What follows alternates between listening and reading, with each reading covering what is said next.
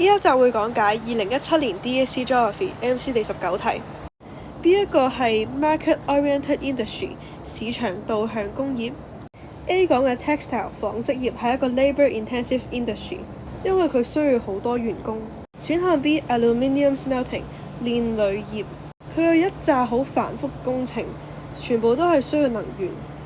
間工廠起得越近個 power plant， 就有越平嘅電費，可以幫間廠房慳返唔少成本。所以 aluminium smelting 就係 power-oriented industry。選項 C automobile manufacturing 汽車製造業，佢啲產品由零件砌成一架車係好亞位嘅，所以搬運佢嘅產品都好麻煩。如果間工廠好近個市場，就可以減低佢嘅運輸成本。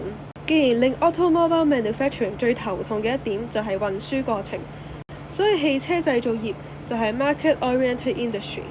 選項 D food processing 食品加工業係即係整緊罐頭嗰啲。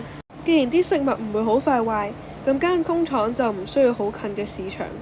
佢反而擔心就係佢嘅原材料貴唔貴，所以食品加工業係一個 raw material oriented industry。